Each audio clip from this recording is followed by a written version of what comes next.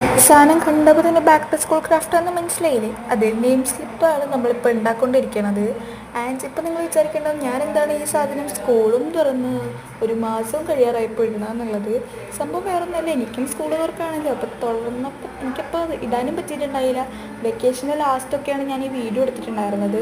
School തുറന്നപ്പോൾ തന്നെ എനിക്ക് അസൈൻമെൻറ്റും പ്രൊജക്റ്റും പഠിക്കാനും ഹോംവർക്കും എല്ലാം കുറേ കിട്ടിയായിരുന്നു. അതുകൊണ്ട് എനിക്കപ്പോൾ ഫോണിൽ വീഡിയോ ഒന്നും ഇടാൻ പറ്റിയിട്ടുണ്ട്.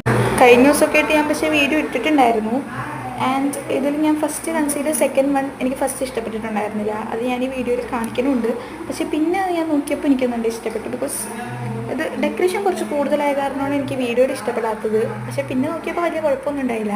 പിന്നെ നിങ്ങളിത് ശ്രദ്ധിക്കേണ്ട ഒരു കാര്യം എന്താണെന്ന് വെച്ചിട്ടുണ്ടെങ്കിൽ, അതിൽ നമ്മൾ പേപ്പർ കട്ട് ചെയ്യുമ്പോൾ കുറച്ചും കൂടെ ചെറുതായിട്ട് കട്ട് ചെയ്യുക. ഞാൻ നല്ല വലുതൊക്കെയാണ് കട്ട് ചെയ്തത്. അതായിരുന്നു എനിക്ക് തന്നെ നല്ല പണി കിട്ടുകയും ചെയ്തു.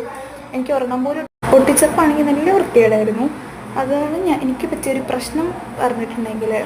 സോ അതൊന്നും എല്ലാവരും ശ്രദ്ധിക്കുക. അതൊക്കെ വെച്ച് ബാക്കിയെല്ലാം നല്ല അടിപൊളിയാണ്. പിന്നെ ഈ ഇരിക്കണ സെക്കൻഡ് വൺ ഉണ്ടല്ലോ, അതും ഞാൻ ഉദ്ദേശിച്ച പോലെ വന്നില്ല. അതും എനിക്കത്ര ഇഷ്ടപ്പെട്ടിട്ടില്ല.